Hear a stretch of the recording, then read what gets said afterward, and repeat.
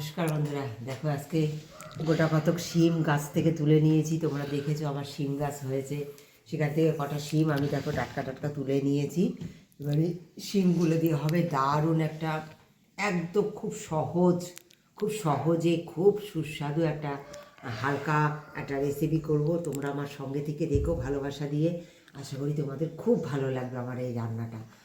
তোমরা তো অনেক রকম খাও, তোমাদেরও অনেক সুন্দর সুন্দর রান্না আমি জানি, কিন্তু আজকে আমি যেটা করব সেটা আশা করি তোমাদের খুব ভালো লাগবে। দেখো এই শিমটা খুব ভালো করে এরকম আলোতে আমি দেখে নিচ্ছি, ভিতরে পোকা থাকলে ভিতরে ছোপা ছোপা গোল গোল বোঝা যায়। হ্যাঁ, দেখো পরিষ্কার দেখা যাচ্ছে দানাগুলো। এইভাবে এগুলো বেছে নেবো সুন্দর। দেখো শির বার করে করে এই যে শিরগুলো বের করে নিচ্ছি আমি দুই সাইড দিয়ে, এরকমভাবে শিরগুলো বের করে নিয়ে আমি এই বের করে নিয়ে ধুয়ে ফিরে আসছি তোমাদের সামনে। বন্ধুরা, তোমরা তো দেখলে যে শিম কেটে নিয়েছি, তার মধ্যে দেখো একটা গোটা টমেটো দিয়েছি, আর দুটো তিনটে ছোট ছোট এরকম ছোট সাইজের আলু দিয়েছি। এবার দেখো লবণ দিয়ে দেবো আমি। এই জলের মধ্যে জল নিয়েছি, জলটা একদম এমন নিতে হবে যেন জলটা শুকিয়ে যায়। আমার একটু মনে হচ্ছে বেশি পরিমাণ, তাই আমি জলটা ফেলে দেবো খানিকটা।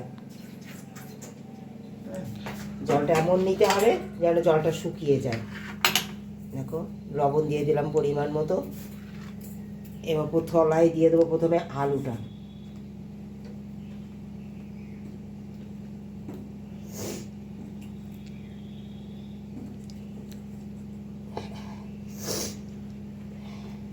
তারপরে শিমগুলো দিয়ে দেবো।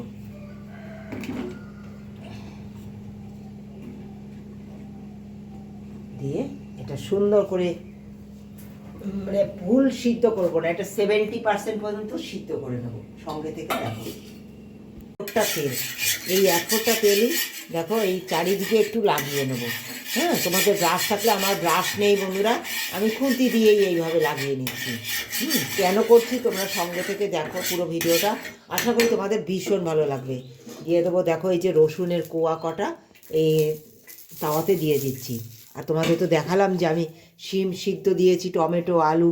হ্যাঁ, এইগুলো দেখো এই যে শিমগুলো সবাই তাওয়ায় দিয়ে দেবো এইভাবে বসিয়ে। এইগুলো 80% পর্যন্ত সিদ্ধ করেছি। হ্যাঁ, এবার এইভাবে আমি দিয়ে দেবো। এটা এইভাবে একটুখানি আগে পুড়িয়ে নিয়ে তারপরে মাখাটা করো। দেখো এর যে কি স্বাদ হবে না, অসাধারণ। আর জলটা দেখো পুরো শুকিয়েও গেছে, আমি সামান্য জল দিয়েছি। এইভাবে দেখো সমস্ত কিছু আমি এইভাবে বসিয়ে দেবো। কত সুন্দর দেখো ভাজা ভাজা হয়েছে, তোমরা দেখতে পাচ্ছ। তাওয়ায় এইভাবে দেখো একটুখানি এরকম পুড়িয়ে নেবে না, এই যে পোড়া পোড়া ভাবটা হবে, শিম পোড়া, টমেটো পোড়া, আলু পোড়া, এই যে একটা পোড়া পোড়া ভাব ফ্লেভার, এবার জাস্ট দারুণ লাগবে।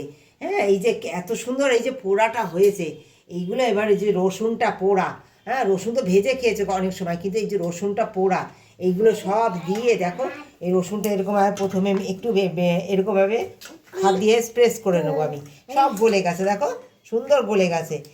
একেবারে রসুনের যে একটা ফ্লেভার হয় না, এটা ভাজা রসুনে পাবে না। এই যে পোড়া ফ্লেভারটা এটা ভাজায় কখনো পাবে না। একবার এইভাবে করে খেও। আর যাদের ভালো লেগেছে এই রেসিপিটা একটা কমেন্ট দিও, আর ভালো তোমরা তৈরি করে খেয়ে আমাকে বলো কেমন লেগেছে। দারুণ একটা ফ্লেভার, এই যে পোড়া দিয়েছি না রসুনটা। এবার কি বলো তো, এই যে শিম এইগুলোতে সিদ্ধ করার পর দেখবে একটুখানি জল থাকে, আর এই দানা শিম নেবে আরও ভালো লাগবে খেতে। দেখো সব কিছু দেখো কত সুন্দর গলে গেছে। হ্যাঁ, এই যে কত সুন্দর গলে গেছে সব কিছু। সব কিছু আমি দেখো সুন্দর করে মেখে নেব। তোমরা তো পেঁয়াজটাকে ভেজে খাও না, একবার এইভাবে অনুরোধ করলাম, কাঁচা পেঁয়াজ দিয়ে, এই কাঁচা লঙ্কা দিয়ে, এই ধনে পাতা দিয়ে, হ্যাঁ একবার এইভাবে খেয়ে দেখো। ধনে পাতা, এই দেখো কাঁচা পেঁয়াজ, এটা জাস্ট দারুণ লাগবে। হ্যাঁ, দিয়ে দেবো কাঁচা সর্ষে তেল, এই দেখো কাঁচা সর্ষে তেল, অসাধারণ লাগবে, অসাধারণ। তোমরা তো দেখেছো লবণ আমি আগেই দিয়ে দিয়েছিলাম, লবণ দেওয়ার কোনো প্রয়োজন নেই।